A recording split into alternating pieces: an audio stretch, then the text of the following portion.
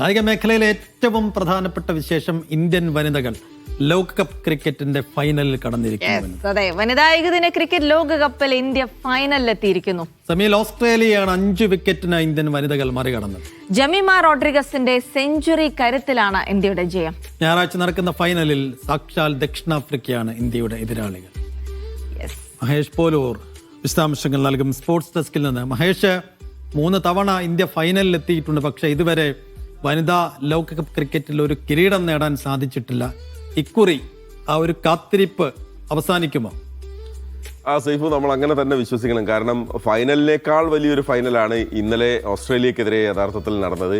Australia നമുക്കറിയാം കരുത്തരായ ടീമാണ്. 7 തവണ ലോക കിരീടം ചൂടിയ ടീമാണ്. അവർക്ക് മുന്നിലേക്കാണ് ഇന്ത്യ വന്നത്. ഇന്ത്യ വന്നു എന്ന് മാത്രമല്ല, 339 റൺസ് എന്ന വിജയലക്ഷ്യം അതെങ്ങനെ മറികടക്കും എന്നുള്ളത് ഇന്ത്യയുടെ ആരാധകർ പോലും അവിശ്വസനീയമായി നോക്കിയിരുന്ന ഒരു സമയമാണ്. 339 എന്ന് പറയുന്നത് ഒരു വലിയ കൂറ്റൻ സ്കോറാണ്.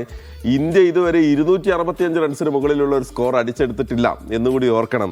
അങ്ങനെ ഒരു സ്കോർ ഇന്ത്യ എങ്ങനെ മറികടക്കും എന്നുള്ള സമയത്താണ് ഇന്ത്യയുടെ വനിതകൾ, ഇന്ത്യയുടെ താരങ്ങൾ ബാറ്റിങ്ങിന് ഇറങ്ങിയത്. നമുക്കറിയാം കഴിഞ്ഞ മത്സരങ്ങളിലൊക്കെ പ്രതികാറാവളായിരുന്നു നമ്മളെ സംബന്ധിച്ച് തുടക്കത്തിൽ ഒരു മികച്ച തുടക്കം ഇന്ത്യക്ക് നൽകിയത്. പ്രതിക ഇല്ലാതെയാണ് ഇന്നലെ ഷെഫാലി ഇന്ത്യക്കായി ഇന്നിങ്സ് ഓപ്പൺ ചെയ്തത്. 10 റൺസിൽ ഷെഫാലി മടങ്ങുമ്പോഴും നമ്മൾ വിജയത്തിലേക്ക് എത്തില്ല എന്നുള്ളൊരു ഒരു നിരാശയിലെ പടുകുഴിയിലായിരുന്നു ആരാധകരുണ്ടായിരുന്നു. പക്ഷെ തിരിച്ചടി വന്നത് ഓസ്ട്രേലിയ തിരിച്ചടിച്ചത് ജമീമ റോഡ്രിഗസിന്റെ പ്രകടനമാണ്. ഒപ്പം തന്നെ ഹർമൻപ്രീത് കൗറിന്റെ 89 റൺസുമാണ്. ജമീമ ഒരറ്റത്ത് വിക്കറ്റുകൾ ഇടവേളകൾക്കിടയിൽ വിക്കറ്റുകൾ നഷ്ടപ്പെടുമ്പോഴും ജമീമയുടെ പ്രകടനമാണ് അതിലേറ്റവും എടുത്തു പറയേണ്ടത്. 134 പന്തിൽ 127 റൺസ്, അതിൽ 14 ബൗണ്ടറികൾ, 94.77 ശരാശരിയിൽ ജമീമ ബാറ്റ് ചെയ്തു. പുറത്താകാതെയുള്ള ജമീമയുടെ പ്രകടനം തന്നെയാണ് ഇന്ത്യയെ ഫൈനലിലേക്ക് എത്തിച്ചത്.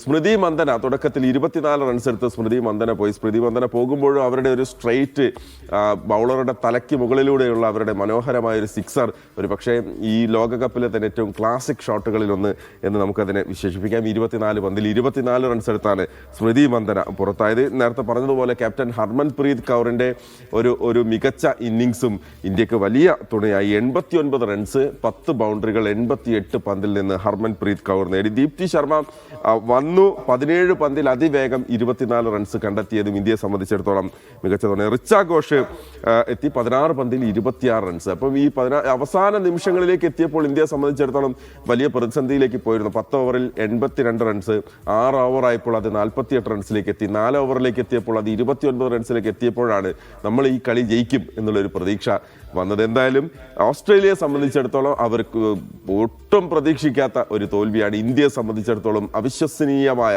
ഒരു ജയമാണ്. ദക്ഷിണാഫ്രിക്കയാണ് എതിരാളികൾ. ദക്ഷിണാഫ്രിക്കയും കരുത്തരാണ്, അതിൽ തർക്കമൊന്നുമില്ല.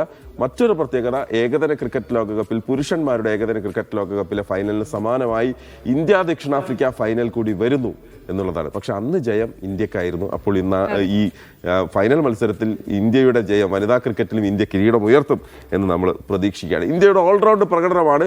ബൗളിങ്ങിൽ ഇന്ത്യക്ക് വലിയ നിരാശയുണ്ടായിരുന്നു. ഒപ്പം തന്നെ ഫീൽഡിങ്ങിലും ഇന്ത്യക്ക് ചില പിഴവുകൾ വന്നിരുന്നു. പക്ഷെ അതെല്ലാം ബാറ്റ് കൊണ്ട് ചുട്ട മറുപടി ഇന്ത്യ കൊടുത്തു. ജമീമയാണ് താരം. സൈഫു, ജിൽസി.